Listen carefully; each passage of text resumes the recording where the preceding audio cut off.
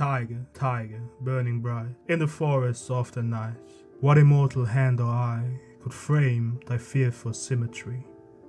In 4 lines, the poet William Blake conjures something more than an animal. The tiger is a vision of awe and terror, a creature of pure purpose whose very existence unsettles the imagination. Its symmetry is not only physical but metaphysical, a pattern of beauty and destruction so precise that it feels inevitable, almost divine.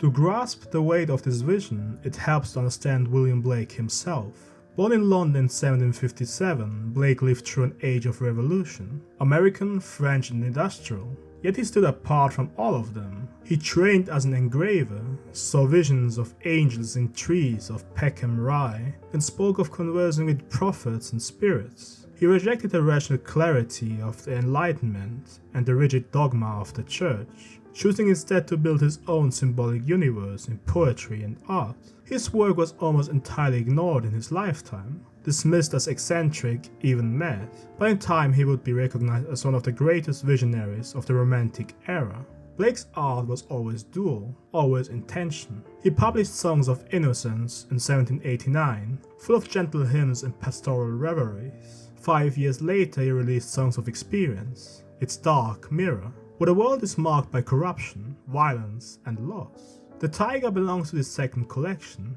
It is the fiery counterpoint to the Lamb from Innocence. Where the Lamb whispers in reverence, the Tyger roars in suspicion. One blesses, the other demands. Together they declare Blake's conviction that creation itself is double-edged, beauty twinned with terror, innocence shadowed by violence. The Tyger is therefore more than a beast. It is a paradox made flesh, a reminder that what inspires awe can also inspire dread. But the forces shaping the world are never simple, never kind, never one-sided. Across centuries and cultures, this figure reoccurs, beings too powerful to fit into neat categories of good or evil, holy or monstrous. It is this vision that reemerges in another form, perhaps one that William Blake himself could not have foreseen. It reemerges on the blood-soaked battlefields of Doom Eternal.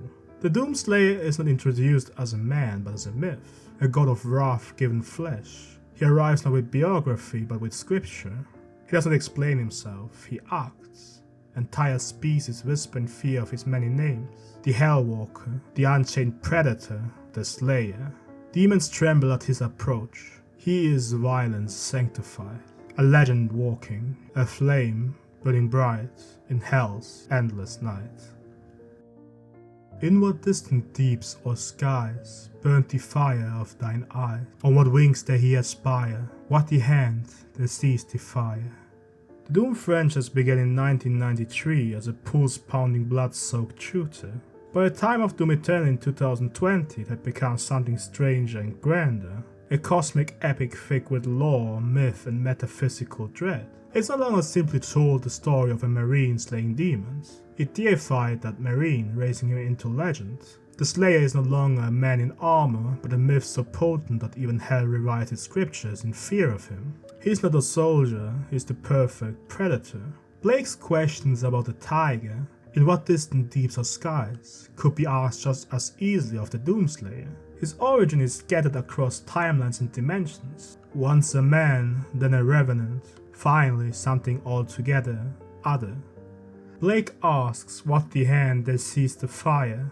The line resonates with uncanny clarity. The Tyger is not passively made, it is dead into being. Fire is stolen, Prometheus-like, in defiance of divine order. In Doom Eternal, the Slayer embodies this rebellion. He turns his fury not only against hell, but against the Makers, the self-proclaimed gods of the universe. Tearing down the corrupt hierarchy with the same violence he unleashes on demons. He does not preserve order, he burns it down. Most heroes represent light against darkness. The Slayer is not light, he is fire. Not a beacon but an inferno. Blake's Tyger burns with both heaven's brilliance and hell's heat. The Slayer's eyes burn the same, the glow and omen of wrath. Both stand as creatures of judgment, not to weigh morality, but to render it irrelevant in the face of absolute fury. The perfect predator does not kill for pleasure, he kills because it cannot be otherwise. The Slayer is inevitability given form, like the Tyger is the answer to a question left unspoken for too long. The hand that sees the fire to forge him may be unknown, but its creation is undeniable, a being whose gaze sears, whose presence terrifies, and whose fury collapses the fragile distance between vengeance and creation. And what shoulder and what art could twist the sinews of thy heart? And when thy heart began to beat, what dread hand, what dread feet, what the hammer, what the chain, in what furnace was thy brain, what the anvil, what dread grasp, there its deadly terrors clasp. The Doomslayer was not born, he was forged. The law of doom eternal tells us he was once a man, a nameless warrior who fought against the hordes of hell.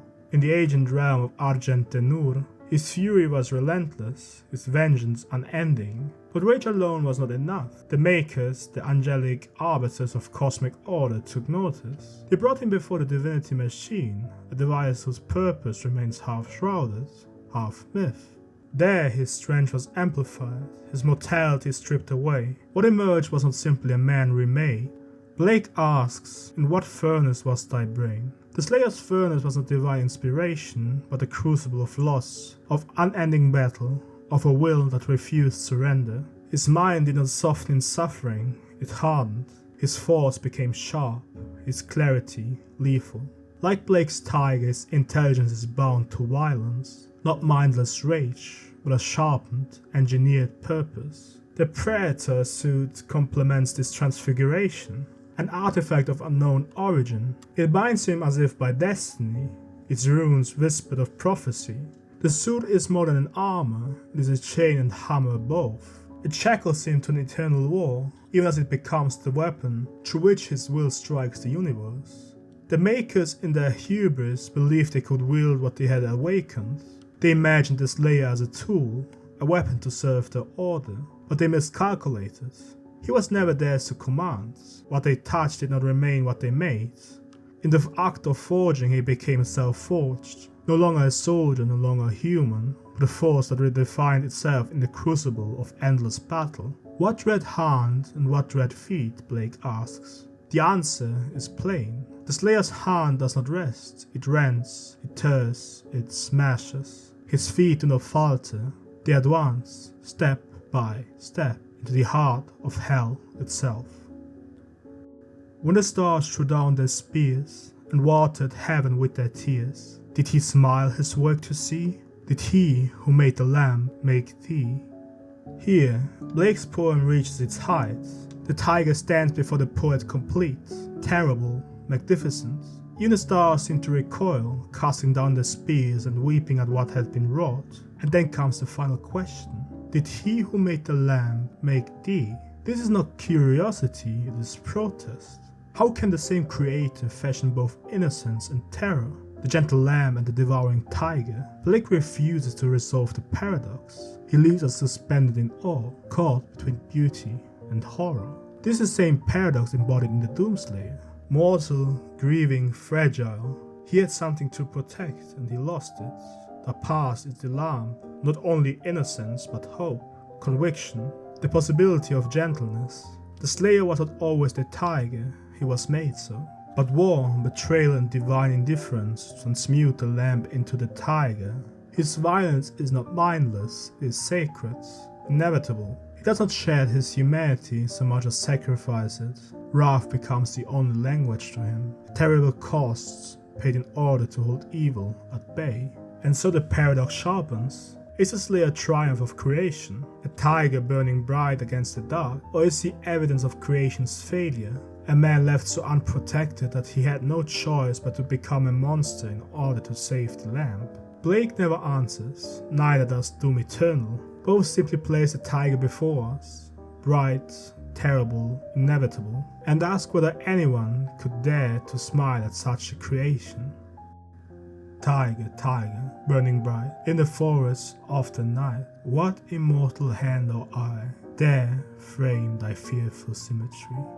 The poem ends where it began, flame in darkness.